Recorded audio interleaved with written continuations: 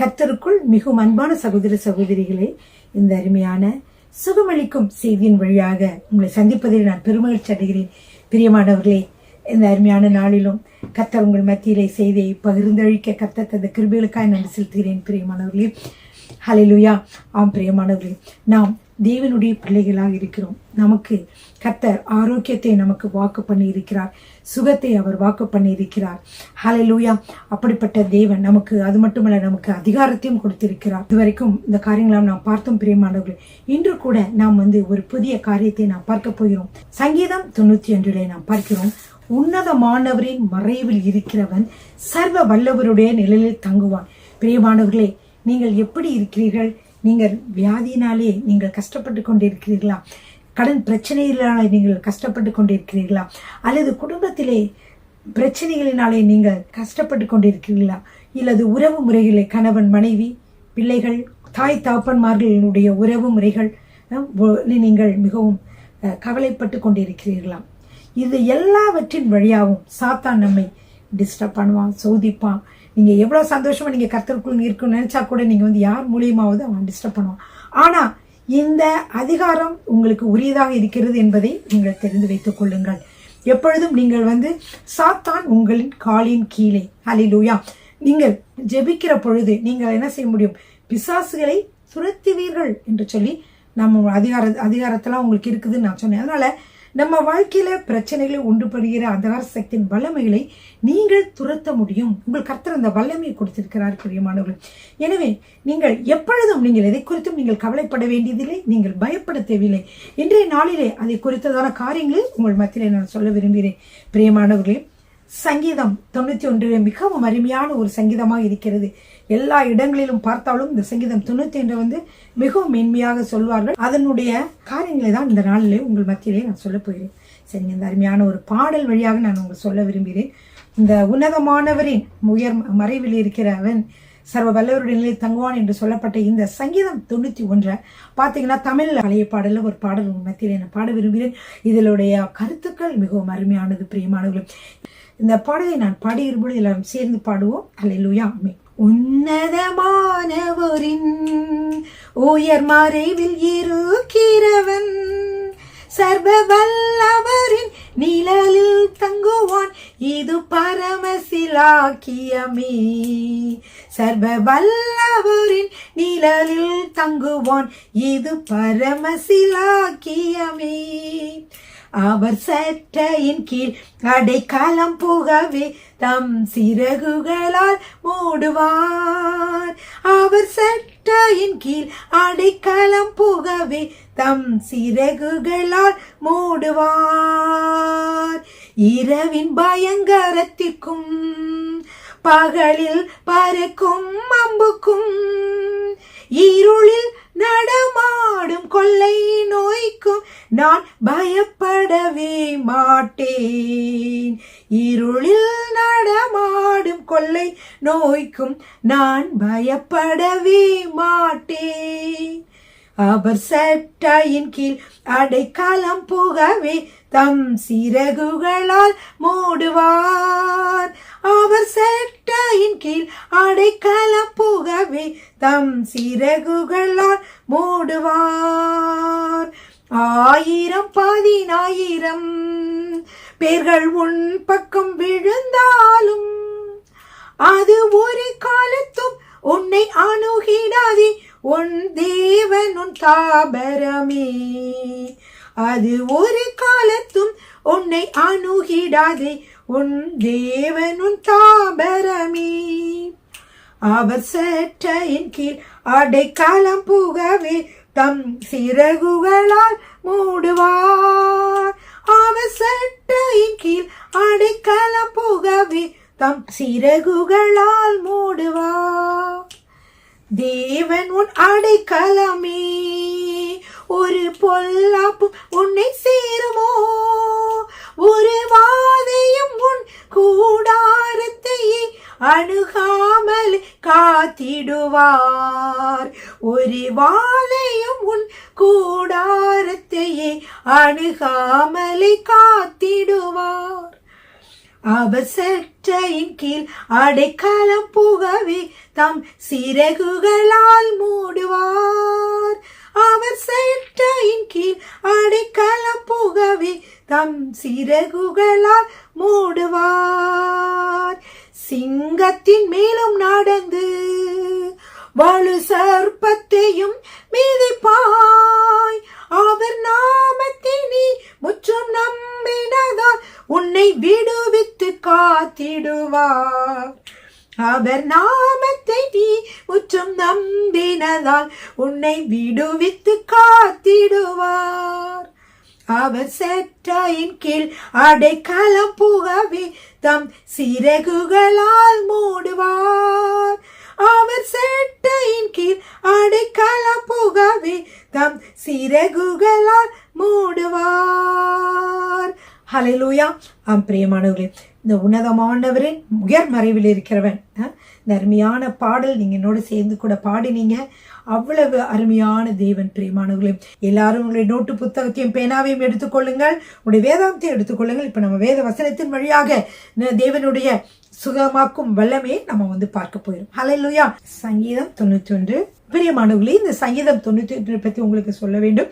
என்னவென்றால், இந்த சங்கீதத்தை பார்த்தீங்கன்னா அங்க யாருமே பேரே போட்டிருக்காது. இது யார் எழுதினாலும் தெரியலன்னு சொல்லுவாங்க. ஆமா, இல்ல தெரியல. ஆனா ஒரு சிலர் என்ன நினைக்கிறாங்களா, பைபிள் ஸ்காலர்ஸ்லாம் என்ன நினைக்கிறாங்கன்னா, இது மோசே எழுதியதாக இருக்கலாம் என்று அவர்கள் நினைக்கிறார்கள். பிரியமானவர்கள், ஏனென்றால் அவர் உன்னதமானவரின் மறைவில் இருக்கிறவன், சர்வ வல்லவருடைய நிலையில் தங்குவான் என்று சொல்லி ஆரம்பித்திருக்கிறார். எனவே அவர் முதலாவது ஆண்டவருக்காக அந்த ஆசரிப்பு கூடாரம் கட்டின பிறகு அவர் என்ன செய்திருக்கலாம், இந்த சங்கீதத்தை அவர் பாடியிருக்கலாம் என்று சொல்லி கருதப்படுகிறது. பிரியமானவர்கள், இந்த சங்கீதத்துல பாத்தீங்கன்னா மிகவும் முக்கியமான பல காரியங்களை இதுல இருந்து நம்ம பார்க்கிறோம். பிரியமானவர்களே, நம்முடைய தேவன் மிகவும் நல்லவராக இருக்கிறார்.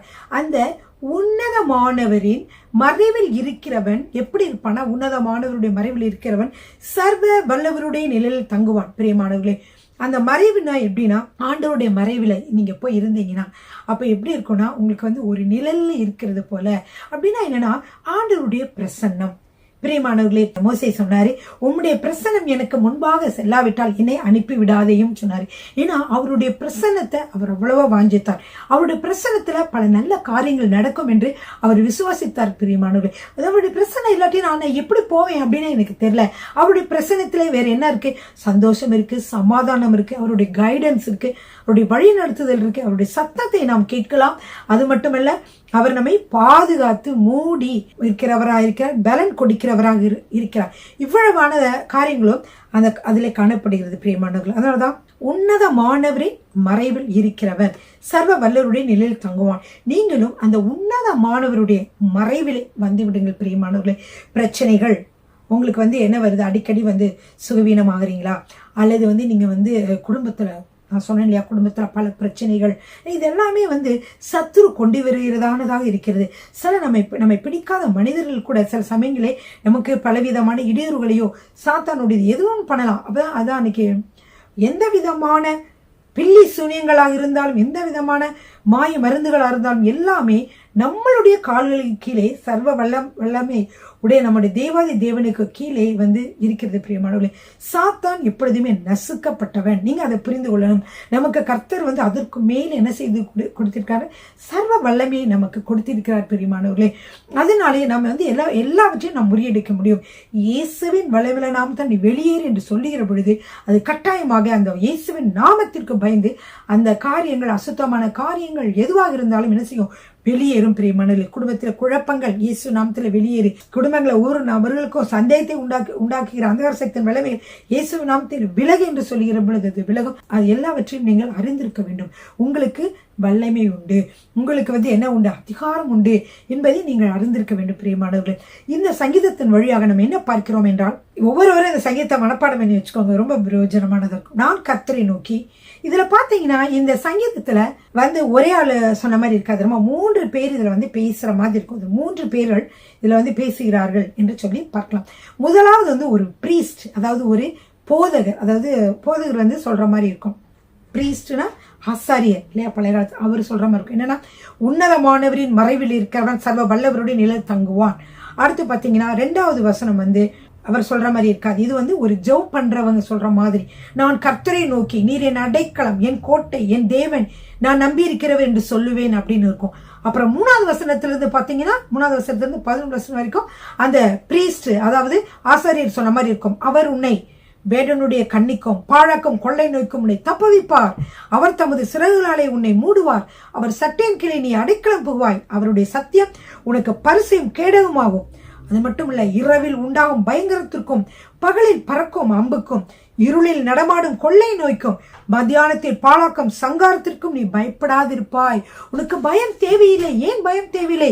ஏனென்றால் நீ உன்னதமானவனுடைய அடைக்கலத்திற்குள்ளாக வந்து விட்டாய். உன்னதமானவரின் மறைவுக்குள்ளாக நீ இருக்கிற பொழுது, அவரை துதிக்கிற பொழுது, ஸ்தோத்திரிக்கிற பொழுது, பாடல்கள் பாடி ஜெபிக்கிற பொழுது, அவருடைய வார்த்தைகளை சொல்லுகிற பொழுது, பிரியமானவர்களே, நீங்கள் உன்னதமானவருடைய மறைவுக்குள்ளாக வருகிறீர்கள். அப்படி வருகிற பொழுது இவ்வளவு ஆசீர்வாதங்களுக்கும் நீங்கள் பாத்திரராக மாறிவிடுகிறீர்கள். பிரியமானவர்களே, பாருங்க, உன் பக்கத்தில் 1000 பேரும் உன் வலதுபுறத்தில் 10,000 பேரும் விழுந்தாலும் அது உன்னை அணுகாது. உன் கண்களால் மாத்திரம் நீ அதை பார்த்து துன்மார்க்கருக்கு வரும் பலனை காண்பாய். எனக்கு அதுக்கப்புறம் பாத்தீங்கன்னா 9வது வசனம் வந்து பிரேயர் பண்றவர் சொல்ற மாதிரி இருக்கும். எனக்கு அடைக்கலமாய் இருக்கிற உன்னதமான கர்த்தரை உனக்கு தாபரமாக கொண்டாய். அதுக்கப்புறம் திருப்பி அவர் சொல்ற மாதிரி இத ஆசாரியர் சொல்ற மாதிரி இருக்கும். ஆகையால் பொல்லாப்பு உனக்கு நேரிடாது, வாதை உன் கூடாரத்தை அணுகாது. உன் வழிகளில் எல்லாம் உன்னை காக்கும்படிக்கு உனக்காக தம்முடைய தூதர்களுக்கு கட்டளையிடுவார். உன் பாதம் கல்லில் இடராதபடிக்கு அவர்கள் உன்னை தங்கள் கைகளில் ஏந்தி கொண்டு போவார்கள் அப்படின்னு சொல்வார். அது மாதிரி இல்லை, அது மட்டும் இல்லை, இன்னொன்னு, சிங்கத்தின் மேலும் விரியன் பாம்பின் மேலும் நீ நடந்து பாலசிங்கத்தையும் வலுசர்பத்தையும் மிதித்து போடுவாய். உனக்கு பயமே அவசியம் இல்லை. என்னெல்லாம் சொன்னாரு பாருங்க. ஆசிரியர் சொல்ற மாதிரி நீங்க பாக்கிற பொழுது 3வது வசனத்திலிருந்து 13வது வசனம் வரைக்கும் நீங்க வருகிற பொழுது பாத்தீங்கன்னா என்னென்ன சொல்லியிருக்காரு பாருங்க.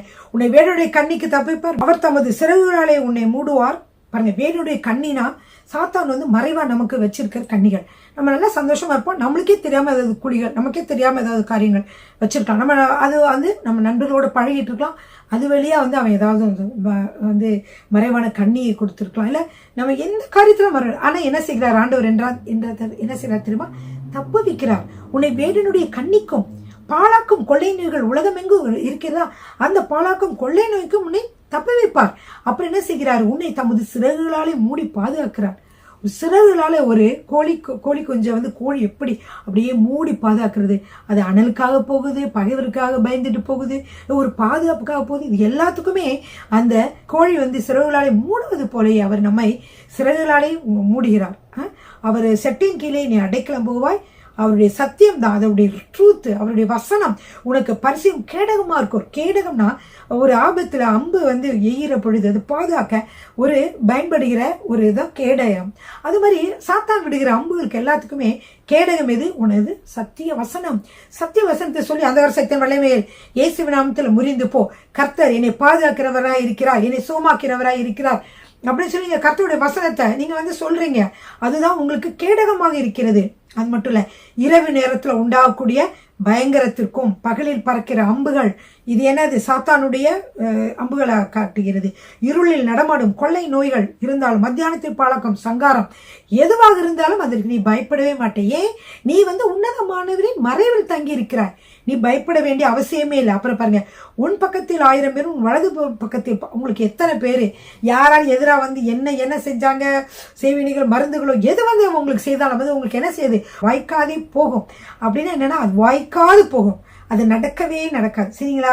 உன் பக்கத்தில் 1000 பேரும் உன் வலதுபுறத்தில் 10,000 பேரும் விழுந்தாலும் அது உன்னை அணுகாது. உன் கண்களால் மாத்திரம் நீ பார்த்து உனக்கு துன்மார்க்கருக்கு வரும் பலனை காண்பாய். உனக்கு விரோதமாக செய்த துன்மார்க்கர்கள் என்ன செய்வாங்க? அவங்களுக்கு வந்து பலனை நீ காண்பாய். எனக்கு அடைக்கலமாய் இருக்கிற உன்னதமான கர்த்தர் உனக்கு தாபரமாக கொண்டாய். ஆகையால் பாருங்க, பொல்லாப்பு உனக்கு நேரிடாது, வாதி உன் கூடாரத்தை அணுகாது. எல்லாமே அருமையான வாக்குத்தத்தங்கள். பிரியமானவர்களே, உன் வழிகள் எல்லாம் உன்னை காக்கும்படிக்க உனக்காக தம்முடைய தூதர்களுக்கு கட்டளையிடுவார். உன் பாதம் கல்லில் இடராதபடிக்கு அவர்கள் உன்னை தங்கள் கைகளில் ஏந்து கொண்டு போவார்கள். வழிகள் எல்லாம் நீ தவறி விழுந்துடக்கூடாதுன்னு உன்னைய பாதத்தை வந்து கொண்டு போறேன். பிரியமானவர்களை, ஒரு தடவை எனக்கு வந்து ஞாபகம் இருக்குது, மேல கர்த்தர் செய்த அற்புதம், அதை உங்க மத்தியில சொல்ல விரும்புகிறேன். ஒரு நாள் நான், என் கணவர், கண்ணுடைய நண்பர் 3 பேரும் வந்து அப்படி நடந்து போயிட்டு இருந்தோம். போயிட்டு இருக்கும்போது ஒரு பிளாக்ல இருந்து இறங்கி அங்கே ஒரு ப்ரேயர் பண்ணிட்டு நம்ம நடந்து போயிட்டு இருக்கோம். அந்த பக்கம் வந்து நடந்து போயிட்டு இருக்கும்போது கீழே வந்து தரை இருக்குல்ல, தரை வந்து மண் தரை இருக்காது, கொஞ்சம் சிமெண்ட் தரமா இருந்துச்சு. அதில் வந்து கல் கூட இருந்துச்சு நேரத்தில் ஒரு தரை தான். அந்த தரையில் நாங்கள் வந்து நடந்து போயிட்டே இருக்கும்போது திடீர்னு நான் தடிக்கி இப்படி மொட்டை மல்லாக்க விழுந்துட்டேன். பிரியமானவர்களே, மொட்டை மல்லாக்க இப்படி விழுந்துட்டேன். ஆனால் விழுந்துட்டு தடிக்கி விழுந்துட்டு அப்புறம் நான் எழுந்திருக்கிறேன். ஆனால் அங்கேருந்து நான் தவறி விழுந்து ஒரு காயில் அப்படியே கீழே விழுகும்போதே அப்படி ஒரு பொண்ணு போல ஒரு மாதிரி சாஃப்டாக விழுந்த மாதிரி இருந்துச்சு. திருப்பி நான் எந்திரிச்சிட்டு ஒன்றும் அடியுமே இல்லை, ஒரு வலி இல்லை, ஒன்றுமே இல்லை. ஆனால் அங்கேருந்து நிறைய பேர் டபக்குன்னு விழுகுறாங்க, உடனே காயம், எலும்பு முறிவுன்றாங்க, இப்படின்றாங்க, ரத்தம் வந்துச்சுன்றாங்க, பலது. ஆனால் எனக்கு இப்படி விழுந்து கூட இந்த தலையிலையோ ஒன்றுமே அடிபடலை. அப்போது அங்கேருந்து தடாறு விழுகும்போது புவிப்பு சக்தி இழுத்தாலும் அங்கே வந்து தேவதூர்களை கொண்டு கர்த்தர் பாதுகாத்திருக்கிறார். அதனால நான் மறக்கவே முடியாது. கர்த்தருக்கு ஸ்தோத்திரம். அதான் உன் வழியில் எல்லாம் உன்னை காக்கும்படி உனக்காக தம்முடைய தூதர்களுக்கு கட்டளையிடுவார், உன் பாதம் கல்லில் இடராதபடிக்கு அவர்கள் உன்னை தங்கள் கைகளில் ஏந்தி கொண்டு போவார்கள். அல்லேலூயா. அவ்வளவு இது மாதிரி நிறைய பேர் ஆக்சிடென்ட் ஆகிக்கும் போது நிறைய தேவ ஊழியர்கள் சொல்லி நான் கேள்விப்பட்டிருக்கேன். அது மாதிரி இது ஒரு அருமையான சாட்சி கர்த்தர் கொடுத்தது. அப்படியாக ஆண்டவர் அற்புதங்கள் செய்கிறார். அப்புறம் அது மட்டும் இல்லை, சிங்கத்தின் மேலும் விரியன் பாம்பின் மேலும் நீ நடந்து பால சிங்கத்தையும் பலு சர்பத்தையும் மிதித்து போடுவாய். சிங்கத்தின் மேல், விரியன் பாம்பின் மேல், இது எல்லாமே வந்து சர்பம் எல்லாமே வந்து எப்படி இருக்குது, ஒரு எதிரடையான ஒரு சாத்தானுடைய அடையாளங்களாக இருக்கிறது. இருந்தாலும் பாலசிங்கத்தையும் பலு சர்பத்தையும் மிதித்து போடுவாய் என்று வசனம் சொல்லுகிறது. சிங்கத்தில் சில சமயத்தில் சிங்கத்தை வந்து சாத்தானுக்கு இதாக சொன்னாலும் பிற்காலங்களில் பார்த்தீங்கன்னா அந்த சாத்தான் அந்த சிங்கத்தை முறித்து போட்ட யூத ராஜ சிங்கமாக ஏசப்பா வந்து உயிரோடு எழுந்து அந்த சாத்தான் மிதிச்சார். பிரியமானவர்களே, சரிங்களா? சரிங்க. அப்புறம் வந்து என்னன்னா 14, 15, 16 மிக முக்கியமான வசனங்கள். இதில் தான் உங்களுக்கு வந்து நிறைய காரியங்கள் நான் சொல்ல போகிறேன். கர்த்தர் வந்து நமக்காக கொடுத்து 8 வாக்கு தத்தங்கள், 8 அருமையான வாக்கு தத்தங்கள் இந்த 14, 15, 16 காணப்படுது. இந்த 14, 15, 16 பார்த்தீங்கன்னா இது ஒரு ஆசாரியர் அல்லது பிரீஸ்ட் சொன்ன மாதிரி இருக்காது, இதை ஜெபிக்கிற ஒருத்தர் சொன்ன மாதிரி இருக்காது. இந்த 3 வசனங்களும் தேவாதி தேவன் சொன்ன வசனங்கள். பிரியமானவர்களே, ஹல்லேலூயா. அவர் கொடுத்த வாக்கு தத்தங்கள். இந்த வாக்கு தத்தங்கள்ல வந்து 8 வாக்கு தத்தங்களை நீங்க பார்க்கலாம். அதைத்தான் இந்த நாளில் சொல்ல போகிறேன். பிரியமானவர்களே, இப்ப வாக்கு தத்தங்களை பெற்றுக்கொள்ள வேண்டும் என்றால் அதற்கு சில கண்டிஷன்ஸ் இருக்கும். எல்லாரும் இந்த வாக்கு தத்தத்தை வந்து என்ன செய்ய முடியாது, பெற்றுக்கொள்ள முடியாது. கர்த்தர் வந்து ஒரு நிபந்தனையோடு தான் இந்த வாக்கு தத்துவங்களை எல்லாம் கொடுக்கிறார். ஏன், உலக பிரகாரமான மக்களுக்கு அது உரியதே இல்லை, அவங்களுக்கு அதுக்கு சம்பந்தமே இல்லை, அவங்களுக்குலாம் இந்த மாதிரிலாம் நடக்காது. ஆனால் தேவனுடைய பிள்ளைகளுக்கும் சில கட்டுப்பாடுகள், சில காரியங்கள் ஆண்டவர் சொல்லுவார். அப்படிப்பட்ட மக்களுக்கும் அது என்ன செய்யும்னா அது வந்து பழிக்கும். இதுல வந்து பாத்தீங்கன்னா அவர் சொல்றாரு, அவன் என்னிடத்தில் வாஞ்சா இருக்கிறபடியால் அவனை விடுவிப்பேன், அவனை விடுவிப்பேன். எல்லா பிரச்சனையிலிருந்தும் கர்த்தர் உங்களை விடுவிக்கிறவராக இருக்கிறார். முதலாவது வாக்கு தத்தம் எழுதி வைத்துக் கொள்ளுங்கள். அவன் என்னிடத்தில் வாஞ்சா இருக்கிறபடியால் என்ன செய்வேன், அவனை விடுவிப்பேன் என்று ஆண்டவர் சொல்லுகிறார். பிரியமானவர்களே, 2வது, என் நாமத்தை அவன் அறிந்திருக்கிறபடியால், கர்த்தர் எப்படிப்பட்டவர், கர்த்தர் நல்லவர் என்று சொல்லி அறிந்திருக்கிறபடியால், கர்த்தர் வந்து ஆமா ஆண்டவரே எனக்கு தெரியும், தேவனா எனக்கு தெரியும், இயேசுவா எனக்கு தெரியும்னு சொல்லுவாங்க. இயேசுவை எனக்கு தெரியும்ன்றவங்கள இயேசுவை அறிந்திருக்க வேண்டும். அவர் எப்படிப்பட்டவர், அவர் எதற்காக இந்த உலகத்திலே வந்தார், என்னென்ன நற்காரியங்களை செய்தார், எதற்காக நம்ம அழைத்திருக்கிறார், அவராலே நம்முடைய வாழ்க்கையில எப்படிப்பட்ட காரியங்களை செய்ய முடியும் என்று சொல்லி நம்ம என்ன செய்திருக்க வேண்டும், அறிந்திருக்க வேண்டும். அதாவது அவரோடு நம்ம உறவு கொண்டிருக்க வேண்டும். காலையும் மாலையும் அவரோடு பேசி மகிழ வேண்டும். கஷ்டமான சூழ்நிலை இருக்க உங்க நண்பர்கள்ட்ட சொல்லி சொல்லி அழுவீங்க. எத்தனையோ பேர் நீங்க அந்த மாதிரி செஞ்சிருக்கீங்க. நிறைய பேர் ரொம்ப பயங்கரமான இருந்துச்சுன்னா உங்களுக்கு யார்ட்டாவது சொல்லி அழுதா உங்களுக்கு ஒரு நிம்மதியா இருக்கும், அப்படித்தானே? ஆனா நீங்க வந்து ஆண்டவர்கிட்ட சொல்லியிருக்கீங்களா, உடனே உங்களுக்கு சொல்யூஷன் கிடைக்கும். நான் நிறைய காரியங்களை ஆண்டவர்கிட்ட சொல்லி சொல்லி எனக்கு டக்கு டக்கு டக்குன்னு சொல்யூஷன் வந்து கிடைக்கும். அப்படிதான் பிரியமானவர்களே நான் எப்பொழுதுமே செய்வேன். அதே மாதிரி 2வது வாக்குத்தத்தம் வந்து, என் நாமத்தை அவன் அறிந்திருக்கிறபடியால் அவனை உயர்ந்த அடைக்கலத்திலே வைப்பேன். நான் எப்படிப்பட்டவர் என்று அறிந்திருக்கிறவனை. அதனால நீங்க என்ன செய்யணும், ஆண்டவரை அறிந்திருக்க வேண்டும், அவரோடு பேச வேண்டும். இதை சொல்லுவாங்க. இது வந்து அந்த அறிந்திருக்கிறத ஒரு டிரான்ஸ்லேஷன்ல ஒரு இதில் நான் படிச்சிருக்கிறேன். என்னன்னா, இப்போ வந்து ஆதாம் ஏவாளை அறிந்தான், அப்புறம் இந்த மாதிரிலாம் வரும். நிறைய பேர் கணவன் மனைவிக்குள்ள உறவு முறைகளை வந்து இவனை அறிந்தான் அப்படின்னு சொல்லி வரும். நீங்க வாசித்திருந்தீங்கன்னா உங்களுக்கு தெரியும். அப்படிப்பட்டது கணவன் வந்து அந்த மனைவி அறிந்தான்னு சொன்னா அவங்களுக்குள்ள இருக்க உறவை குறிக்குது, இல்லை டீப்பான உறவை குறிக்குது. அதே மாதிரிதான் நம்ம இயேசுவை வந்து நம்ம வந்து தேவாதி தேவனை நம்ம அறிகிற பொழுது அவருக்கும் நம்மளுக்கு ரொம்ப ரிலேஷன்ஷிப் வருது. எப்படின்னா, இப்போ இந்த நான் சொன்ன அழுத மாதிரி, ஆண்டவரே எனக்கு இந்த மாதிரிலாம் நடந்துச்சு, ஆண்டவரே நீங்க நல்லவரா இருக்கீங்க, நீங்க எனக்கு விடுதலை கொடுப்பீங்க, என்னைய பாதுகாப்பீங்க அப்படி நீங்க சொல்லும் போது அங்க ஆண்டவர் சமூகத்துல போகும்போது உங்களுக்கு அழுக வராது. ஏன் தெரியுமா, ஆண்டவர் அந்த அழுகையெல்லாம் தொடச்சிருவார். உங்களுக்கு தெரியவே தெரியாது, உடனே ஒரு வார்த்தை மூலமா அவங்க ஆண்டவர் உங்களை அப்படியே ஆறுதல் படுத்துவார், பேசுவாரு. ஐயோ மகளே நீ கவலைப்படாத, உனக்காக நான் பெரிய காரியங்களை செய்கிறேன், உன்னை வந்து இப்படி செய்வோம் அப்படி செய்வேன் அப்படின்னு சொல்லி ஆண்டவர் உங்களுக்கு வசனங்கள் மூலியமா பேச ஆரம்பிச்சுருவாரு. இப்ப இந்த கண்ணீரை வந்து காண்கிற தேவன் அவர் வசனம் சொல்லிடுது இல்லையா? அப்படிப்பட்ட நல்ல நேசராக அன்புள்ளவராக இருக்கிறார். பெரியமானவர்களுமா நண்பர்கள்கிட்டயோ கணவன் கிட்ட கூட நிறைய மனைவிமார்கள் நீங்க எந்த காரியத்தாவது கேட்டு கேட்டு அழுதுருப்பீங்க, அழுது நீங்க வந்து கேட்டிருப்பீங்க. நீங்க தேவன்கிட்ட கேளுங்க, உங்களுக்கு உடனே கிடைக்கும். தேவன் தான் நீங்க முதல் கேட்கணும். அவர்கிட்ட கேட்டு அவரால் முடிஞ்ச அவர் செய்வார், இல்லாட்டினா முடியாது. அவர் சில சமயத்தில் அவங்களுக்கு முடியலன்னு சொல்லுவாங்க. நீங்கள் 2 பேரும் சண்டை போட்டுக்கிட்டு நிறையா காரியங்களை நீங்கள் அப்படி இருப்பீங்க. நீங்கள் அப்படி இருக்கவே இருக்காதீங்க. இன்னைக்கு நான் உங்களுக்கு ஒரு ரகசியத்தை சொல்லித்தரேன். நீங்கள் ஏன் ஆண்டவர்கிட்ட போய் கேளுங்க, உங்களுக்கு என்ன மாதிரி வேணுமா? ஆண்டவரே எனக்கு இது வேணும், எனக்கு இது வேணும், இது வேணும் நீங்கள் கேளுங்க. கர்த்தர் என்ன செய்வார் என்றால் கட்டாயமாக உங்களோட வாழ்க்கையில் அது செய்வார்.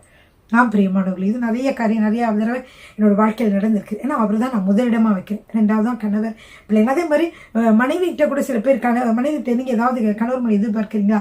நீங்க அவங்ககிட்ட சொன்ன பிரச்சனைகள் சண்டைகள் வந்து நீங்க ஆண்டவர்கிட்ட சொல்லுங்க. ஆண்டவர் என் மனைவி இப்படிதான் செய்யணும்னு நான் எதிர்பார்க்கிறேன். என்னோட வீட்டுல வந்து சமையல் மற்ற காரியங்கள் எந்த காரியங்களா என்னோட சொந்தக்காரவங்களோட அம்மா பிள்ளை அவங்களோட பேசும்போது வந்து அன்பா பேசணும் அப்படின்னு நீங்க நேர்லயே மனைவி கிட்ட போய் சொல்லிட்டு இருந்தா கூட சண்டை வரும். ஒரு தடவை சொல்லுங்க, கேட்கலையா? நீங்க ஆண்டவர்கிட்ட போய் சொல்லுங்க, ஆண்டவரே என்னோட மனைவி வந்து இப்படிலாம் நடக்கும் நான் விரும்புறேன். தப்பே கிடையாது. கர்த்தர் என்ன செய்வாரு? அன்பான செஞ்சு சரி மகனே உனக்கு கட்டாயமா செய்யறேன்னு சொல்லி ஆண்டவர் என்ன செய்வார்? உங்க மன விருப்பத்தை எல்லாம் அவர் நிறைவேற்றுவார். பெருமாளுக்கு எல்லாத்தையும் சொல்லணும். என் குடும்பத்தினரோட அன்பா இருக்கணும், அவ வந்து கோவிக்க கூடாது, அல்லது வீட்டுல நல்லா சமையல் செய்யணும், வீட்டுல நல்லா வேலை செய்யணும், தேவனுக்கு உண்மையா இருக்கணும், தேவனோட ஒண்ணு அன்பா இருக்கணும், பாடல்களை பாடி கர்த்தரை துதிக்கணும், ஜெபிக்கணும், நிறைய நேரத்தை ஆண்டவர்கிட்ட செலவழிக்கணும். அப்படிதான் நீங்க உங்க மனைவிக்காக ஜெபிக்கலாம். இப்படி கணவன் மனைவிக்காகவும் நீங்க ஜெபிக்கலாம். அதே போல பிள்ளைங்க வந்து சரியா இல்லையா? நீங்க பிள்ளைங்கிட்ட சொல்லி பாப்பீங்க, கேட்க மாட்டாங்க. வேண்டாம், நீங்க ஆண்டவர்கிட்ட போய் நீங்க ஜெபிங்க. ஆண்டவரே என்னோட பிள்ளையை நீங்க மாத்துங்க, உங்களால மாற்ற முடியும், நான் விசுவாசிக்கிறேன். நீங்க வந்து பிள்ளைங்களை மாற்றுவீங்க சொல்லுங்க. நல்ல பிள்ளைங்களா வருவாங்க. என்னோட பிள்ளைங்களெல்லாம் இங்க கொஞ்சம் கஷ்டமான சிங்கப்பூர்ல பலவிதமான மக்கள் நிறைஞ்சிருக்கிற, பலவிதமான இன மக்கள் நிறைஞ்சிருக்கிற இந்த சிங்கப்பூர்ல பாத்தீங்கன்னா என்னோட பிள்ளைங்களெல்லாம் வந்து கர்த்தருடைய வார்த்தைகளை சொல்லி ஜெபிச்சு விடுவேன். அதெல்லாம் பிள்ளைங்க பாருங்க, அவங்க வந்து போய் செகண்டரி ஸ்கூல் தான் 13, 15, 16 வயசுல கூட பாத்தீங்கன்னா செகண்டரி ஸ்கூல்ல முடியும் போது இடைவேளை கூட பாத்தீங்கன்னா என்ன செய்வாங்க, பாத்ரூம்ல போய் கூட சிகரெட் அடிக்கிற பசங்க இருக்கிறாங்க, அப்படி இருக்காங்க, சிகரெட் குடிக்கிற பசங்க பொண்ணுங்க எல்லாம் இருக்காங்க. ஆனா என்னோட சன் படிக்கும் பொழுது அதெல்லாம் பழக்கம் வரல. அவங்களுக்கு கெட்ட பழக்கங்கள், அதாவது போதை பொருள்கள் அடிமையானவங்க இருக்காங்க, பல விதமான குடி, சிகரெட்டு பழக்கம், இந்த பழக்கங்கள்லாம் இருக்கு நிறைய பிள்ளைங்களுக்கு. அங்க இருக்க பிள்ளைங்களுக்கு இருக்கு. ஆனா என்னோட பிள்ளைங்களுக்கு எதுக்குமே இல்லை. ஏன்னா எனக்கு பிள்ளைங்க ஸ்கூலுக்கு அனுப்பும்போது அந்த காலத்துல நான் வந்து பயந்தேன். அதனால என்ன செஞ்சேன்னா தேவனுடைய வார்த்தையை சொல்லும்போது எனக்கு விசுவாசம். டெய்லி சொல்வேன், உன்னுடைய பிள்ளைகள் எல்லாரும் கர்த்தரால் போதிக்கப்பட்டிருப்பார்கள், அவருடைய சமாதானம் பெரிதாக இருக்கும் என்று வசனம் சொல்கிறது இல்லையா? அதே நான் சொல்லேன், ஆண்டவர் என்னுடைய பிள்ளைகள் எல்லாரும் கர்த்தரால் உம்மாலே போதிக்கப்பட்டவர்களாக இருப்பார்கள், அவர்களுடைய சமாதானம் பெரிதா இருக்கும், என்னுடைய சமாதானம் கூட பெரிதா இருக்கும் என்று சொல்லி நான் கர்த்தர்கிட்ட நான் ஜெபிப்பேன். ஜெபிச்சு அனுப்புவேன். அப்படின்னா என்னன்னா, ஆண்டவரே என்னால போதிக்கப்பட்டவன் நான் சொல்லல, என் பிள்ளை நான் தான் கரெக்டா வளர்த்தேன், இதை சாப்பிடாத, அதை செய்யாது, இதை செய்யாதுன்னு சொல்லி நான் வளர்த்தனாக்கும் அப்படின்னு சொல்லி நான் பெருமையா சொல்லல, நான் வளர்க்க முடியும் நான் சொல்லல. ஆண்டவரே என்னுடைய பிள்ளைகள் எல்லாரும் கர்த்தரால் போதிக்கப்பட்டிருப்பார்கள், அப்பொழுது அவருடைய சமாதானம் பெரிதா இருக்கும். இந்த விசுவாச வார்த்தையை எப்பொழுதே பிள்ளைகளை வந்து வெளியே அனுப்பும்போது, ஜெர்மனி அனுப்பும்போது கன்ஃபஸ் பண்ணுவேன். எனக்கு வந்து திடீர்னு ஒரு சந்தேகம் வந்துச்சுன்னா கூட, நிறைய பிள்ளைங்களோட வருவாங்க, கொஞ்சம் லேட்டா வந்தாங்களும் கூட, அவங்க வந்து ஃப்ரெண்ட்ஸோட வந்தா கூட நம்ம வந்து மனசு லேசா இருந்தா கூட இந்த வசனத்தை சொல்லி நான் அறிக்கையிடுவேன். பாத்தீங்கன்னா பிள்ளைங்களுக்குலாம் 28, 27, 28 வருஷம் ஆச்சு, வயசாச்சு. இனிமேல அந்த கெட்ட பழக்கங்களை பழகிறதுக்கு சான்ஸ் இல்லை. சின்ன வயசுல இருந்து அந்த டீனேஜ்ல தான் கொஞ்சம் கஷ்டமான நாட்கள். அந்த நாட்களில் கர்த்தர் அவர்களை பத்திரமாக பாதுகாத்தார். ஏனென்றால் என்னோட நம்பிக்கை வந்து கர்த்தர் மேல இருந்துச்சு. என்னுடைய பிள்ளைகள் எல்லாரும் கர்த்தரால போதிக்கப்பட்டிருப்பார்கள்னா நான் இருக்க மாட்டேன். அவங்க ஃப்ரெண்ட்ஸோட இருக்கும்போது, ஸ்கூலுக்கு போகும்போது நான் இருக்க மாட்டேன். எந்த சூழலும் நான் உன்னோட இல்லை. ஆனா கர்த்தராகி நீங்க வந்து இருக்கீங்க, நீங்க போதித்து வழி நடத்துங்க. இவ்வளவுதான் பிரியமானவர்களே சொல்லேன். அது பிள்ளைங்கள் எல்லாம் வந்து அருமையான சாட்சியுள்ள பிள்ளைங்களை எல்லாரும் ஆச்சரியப்படுவாங்க. இந்த பிள்ளைங்களும் இப்படி வந்து எந்த கெட்ட பழக்கம் இல்லாம இருக்கீங்க, அப்படியா இருக்காங்க, இப்படியா இருக்காங்கன்னு நினைப்பாங்க. அது என்ன காரணம்னா கர்த்தர் தான். அப்ப கர்த்தர் நான் முன்னாடி வச்சேன். அதே மாதிரி இந்த செய்தி கேட்டுக்கொண்டு யாரா இருந்தாலும் எந்த கவலைகள் பாரங்கள் இருந்தாலும் அதை போய் நீங்க ஆண்டவர்கிட்ட வைங்க. ஆண்டவர் பாருங்க, உங்களுக்கு நீங்க ஆண்டவர்கிட்ட கேளுங்க, கர்த்தர் கட்டாயமாக உங்க வாழ்க்கையில நீங்க என்ன விரும்புறீங்களோ அதை கட்டாயம் செய்வார். அல்லேலூயா, ஆமீன். கர்த்தர் அவ்வளவு நல்லவரா இருக்கார். பாத்தீங்களா, முதலாவது என்ன சொன்னேன், அந்த அவன் என்னிடத்தில் வாஞ்சா இருக்கிறபடியால் அவனை விடுவிப்பேன்னு ஒரு வாக்கு தத்துவத்தை கொடுக்கிறார். 2வது வாக்கு தத்துவம் என்ன, அவன் என் நாமத்தை அறிந்திருக்கிறபடியால் அவனை உயர்ந்த அடைக்கலத்திலே வைப்பேன். நான் அவனை உயர்வாக வைப்பேன். ஏன்னா அவன் என்னுடைய நாமத்தை அறிந்திருக்கிறான். அவன் எப்படி இருக்க மாட்டான், தாழ்வா இருக்க மாட்டான். அவனை உயர்வா தான் வைப்பேன். எல்லா சூழ்நிலையும் அவனை காத்து உயர்ந்த அடைக்கலத்திலே வைப்பேன். ஹல்லேலூயா. 3வது பாருங்க, அவன் என்னை நோக்கி கூப்பிடுவான், நான் அவனுக்கு மறு உத்தரவு அருளுவேன். அப்படின்னு என்ன அர்த்தம்? அவன் என்ன கேட்கிறானோ அதுக்கு மறு உத்தரவு நான் கொடுப்பேன். மறு உத்தரவு நான் என்ன செய்வேன், அவனுக்கு ஆன்சர் பண்ணுவேன், மறு உத்தரவு கொடுப்பேன்.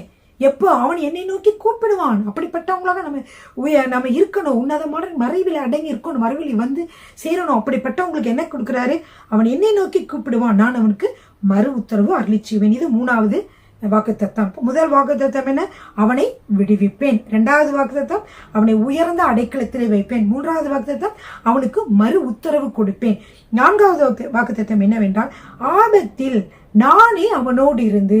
அவன் கஷ்டமான சூழ்நிலை இருக்கானா, ஏதாவது ஆபத்துல இருக்கானா, ஒருவேளை நான் கீழே தபாரம் விழுகும் போது மற்றவெல்லாம் நான் கீழே விழுந்துட்டேன்னு சொல்லல, அப்ப கூட ஏதாவது ஆயிருக்கலாம். ஆனா அந்த ஆபத்தில் என்ன செஞ்சாரு? அவர் என்னோட இருந்து என்னை பாதுகாத்து அப்படி நிமித்தி நிக்க வச்சுட்டாரு.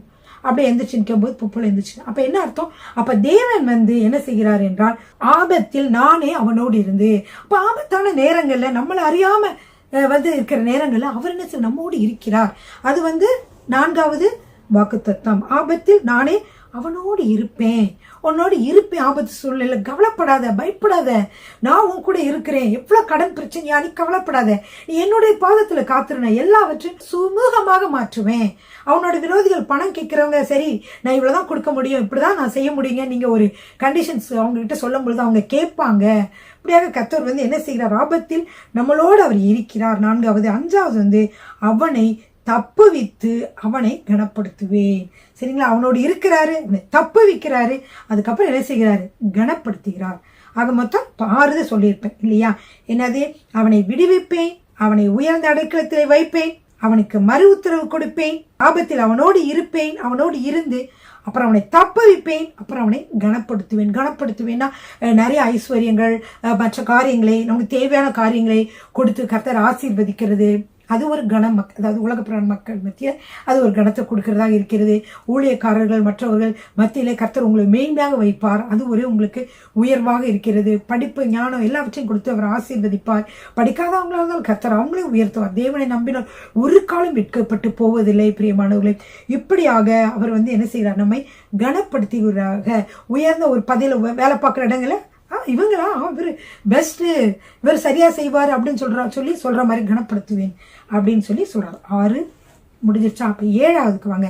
அவர் என்ன சொல்றாருன்னா 16வது வசனத்துல, நீடித்த நாட்களால் அவனை திருப்தியாக்கி. அப்ப நீடித்த நாட்கள் அவனை திருப்தி ஆக்குகிறார். அறவர வாழ்க்கை இல்ல, நீடித்த நாட்களாக நம்ம எவ்வளவு நாள் விரும்புறோம் அவ்வளவு நாட்களுக்கும் அவர் என்ன செய்கிறார்? கொடுத்து நம்மை ஆசீர்வதிக்கிறவராக இருக்கிறார். நீடித்த நாட்களால் அவனை திருப்தி ஆக்குவேன் அப்படின்னு சொல்றாரு. கடைசியில் என் ரட்சிப்பை அவனுக்கு காண்பிப்பேன். அது வந்து கடைசியான இது. கர்த்தர் அவருடைய சால்வேஷன், அவருடைய விடுதலை, அவர் ரட்சிப்பை நமக்கு காண்பிக்கிறவராக இருக்கிறார். பெரியமானவர்களே, இப்பொழுது மட்டுமல்ல, முற்று முடிய நம்ம ரட்சித்து கடைசி வரைக்கும் நம் பரலோகத்தில் சேர்க்கிற வரைக்கும் நம்ம எந்த பிசாசின் வல்லமையும் தாக்காதபடிக்கு நம்ம வந்து பரலோகத்தில் வரைக்கும் ரட்சிப்பை காண்கிறவராக, அவரை ரட்சிப்பை காட்டுகிறவராக இருக்கிறார். பிரியமானவர்களே, முற்று முடிய ரட்சிக்கப்படுகிறவனே, முற்று முடிய ரட்சிக்கப்படுகிறவன் ரட்சிக்கப்படவும் வசனப்படுகிறது. அப்ப ஒவ்வொரு காரியங்களும் நீங்க என்ன செய்றீங்கன்னா, ரட்சிக்கப்படுகிற ஒவ்வொரு காரியத்திலும் அவர் வந்து என்ன செய்யறார்? உங்களை பாதுகாத்து கடைசி வரைக்கும் என்ன செய்யறார்? நம்மை ரட்சிப்பை அவர் நமக்கு காண்பிக்கிறவராக இருக்கிறார். நீடித்த நாட்களால் நம்ம திருப்தியாக்கி என் ரட்சிப்பை அவனுக்கு காண்பிப்பேன். ஹல்லேலூயா. அவன் என்னிடத்தில் வாஞ்சா இருக்கிறபடியால் இருக்கலாம். அதுல வந்து சொல்றேன், உங்க பேரை சொல்லிக்கலாம், நீங்க யாரை சொல்லிக்கலாம். உங்களுடைய பிள்ளைகளை கூட இந்த மாதிரி நல்ல கர்த்தருக்குள்ள பிள்ளை வரணும், கணவர் கர்த்தருக்குள்ள வரணும்னா கூட நீங்க என்ன சொல்லலாம்? இதை அவரோட பேரை சொல்லலாம். இப்ப நீங்க வந்து உங்களோட பேரை சொல்லலாமா? ஷீலா கர்த்தரிடத்தில் வாஞ்சா இருக்கிறபடியால் ஷீலாவை விடுவிப்பார். அவருடைய நாமத்தை ஷீலா அறிந்திருக்கிறபடியால் ஷீலாவை உயர்ந்த அடைக்கலத்திலே வைப்பார். ஷீலா கர்த்தரை நோக்கி கூப்பிடுவாள், கர்த்தர் ஷீலாவுக்கு மறு உத்தரவு அருளி செய்வார். ஆபத்தில் கர்த்தரே ஷீலாவோடு இருந்து ஷீலாவை தப்புவித்து ஷீலாவை கனப்படுத்துவார். நீடித்த நாட்களால் ஷீலாவை திருப்தியாக்கி கர்த்தருடைய ரட்சிப்பை ஷீலாவுக்கு காண்பிப்பார். இப்படி நீங்க எழுதி வச்சுட்டு உங்களுக்கு இதா இருக்கிற உங்க பேரை சொல்லி நீங்க அதை வந்து சுதந்திரத்துக் கொள்ளலாம். பிரியமானவர்களே, அல்லேலூயா. இதுல அவன் இடத்துல என் அப்படின்னு நீங்க போடலாம், நீங்க வந்து உங்க பேரையும் நீங்க போடலாம். அப்படியாக நீங்கள் சொல்லி நீங்கள் வாசித்து இது பண்ணுங்கள். கர்த்தருக்கு ஸ்தோத்திரம். கர்த்தாவே, இந்த அருமையான வேலையிலும் ஆண்டவரே உம்மை நாங்கள் நோக்கி பார்க்கிறோம். நாங்கள் அருமையான உம்முடைய வார்த்தைகளை நாங்கள் கேட்டோம் ஆண்டவரே. கர்த்தாவே, நீர் வசனத்தை அனுப்பி குணமாக்கவே என்று சொன்னீங்களே ஆண்டவரே. சங்கீதம் 91 நாங்கள் இந்த நாளிலே மெடிடேட் பண்ணோம், தியானித்தோம் ஆண்டவரே. அதில் நீங்கள் கொடுத்த 8 வாக்குத்தத்தங்களையும் பார்த்தோம் ஆண்டவரே. நாங்கள் உம்முடைய உன்னதமான அடைக்கலத்துக்குள்ளே வர உன்னதமானவரின் ஆண்டவரே மறைவிலே நாங்கள் வந்து விட ஆண்டவரே எங்கள் ஒவ்வொருவருக்கும் கிருபை பாராட்டுங்க. அரை மணி நேரமோ 1 மணி நேரமோ சும்மா டைம் கிடைச்சிச்சுன்னா கர்த்தருடைய பாதத்தில் காத்திருந்து ஜெபிக்க ஒவ்வொரு பிள்ளைக்கும் நீங்கள் கிருபை பாராட்டுங்க ஆண்டவரே. அங்கே அற்புதங்கள் நடக்கிறது என்பதை அவர்கள் புரிந்து கொள்ளட்டும். அப்படியே ஆண்டவரே நீங்க செய்ய போவதற்காக நன்றி செலுத்துகிறேன். இயேசு கிறிஸ்துவின் வல்லமையுள்ள நாமத்தில் பிதாவே, ஆமீன்.